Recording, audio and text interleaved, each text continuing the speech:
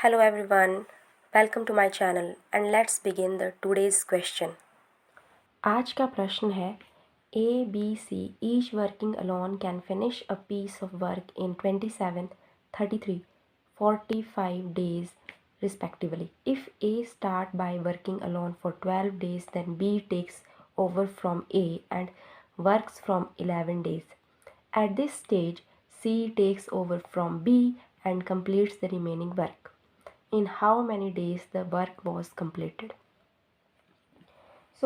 इसमें कहा गया है कि A, B, C जो है जब इंडिविजुअली वर्क करते हैं तो 27, 33 एंड 45 डेज लगाते हैं।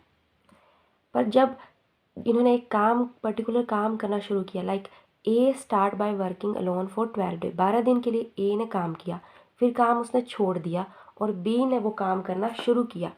उसने उस काम को करने के लिए 11 डेज लगाए और फिर काम करके छोड़ दिया और उस बाकी बचे काम को सी ने कंप्लीट किया। तो यहाँ पे पूछ रहे हैं कि in how many days the work was completed, मतलब कितने दिन में जो है वर्क कंप्लीट हुआ। तो ए ने लगाए 12, बी ने लगाए 11 और सी का नहीं गिवन है। तो हम सबसे पहले सी का जो डेज है, सी ने जो रिमेनिंग डेज लिए हैं उसको एक्स लेंगे। तो अब मैं लिखती हूँ let the number of days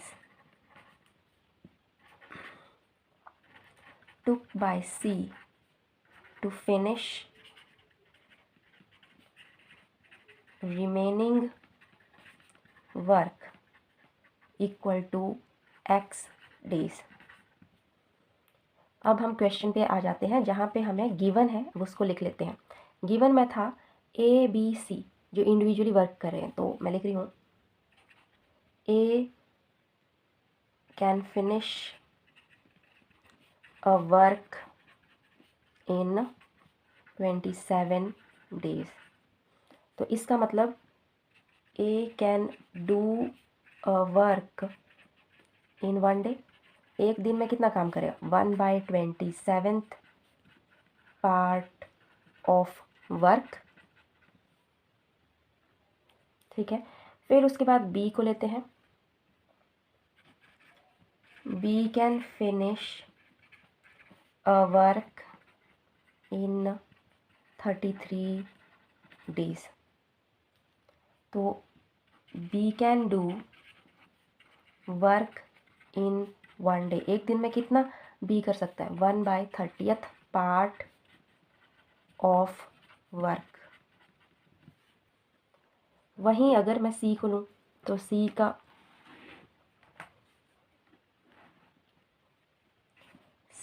can finish a work in 45 days। It means C can do work in 1 day is equal to 1/45 part of work। अब जो हमसे करने को कहा गया है या पूछा गया है जहाँ पे कि A start by working alone for 12 days, अब उसको हम लिखेंगे। ये हमारा सेकंड स्टेज आ गया। अब इस स्टेज में लिखेंगे A starts by working alone for 12 days, मतलब कि 12 मल्टीप्लाई बाय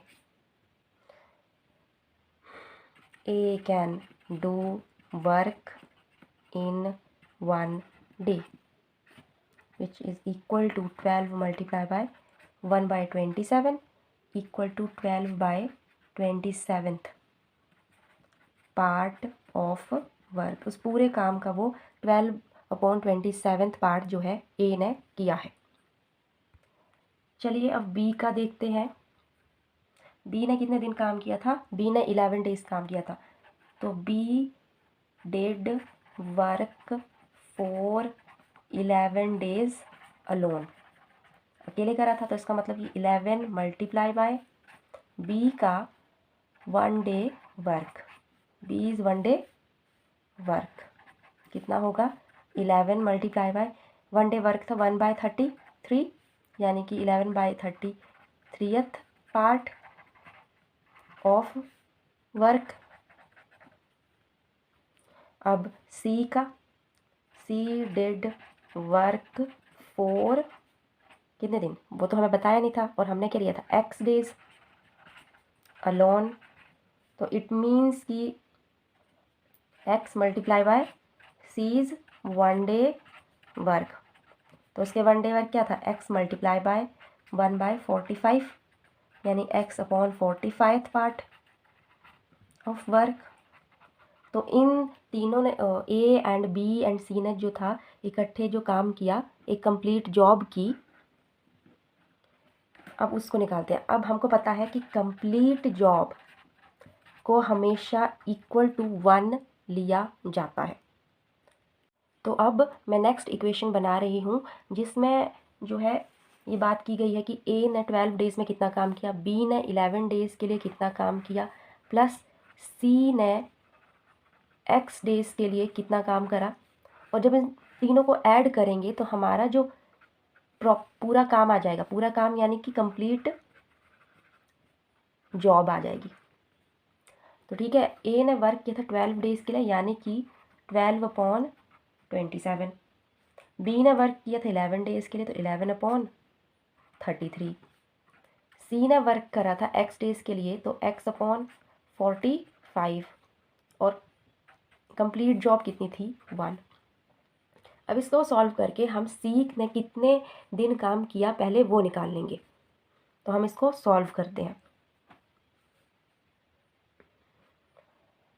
इसको इससे काट देते हैं, 3 4s are and 3 9s are, 11 1s are and 3s are।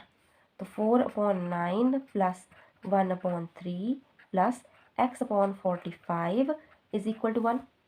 मैं इसको यहीं पे सॉल्व कर देती हूँ पहले। तो 9 4 प्लस 3 प्लस x/45 इज इक्वल टू 1। ये कितना आ गया, 7/9 प्लस x/45 इक्वल टू 1। अब इसको मैं इस साइड भेज देती हूँ, x/45 is equal to 1 minus 7/9, यानी कि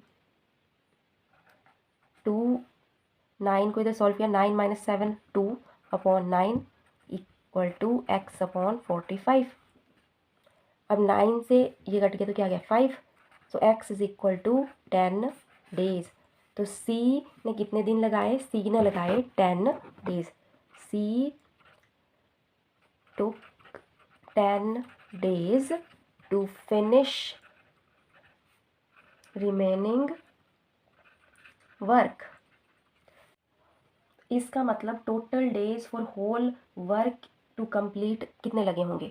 तो मैं लिखती हूँ, total days for whole work to complete,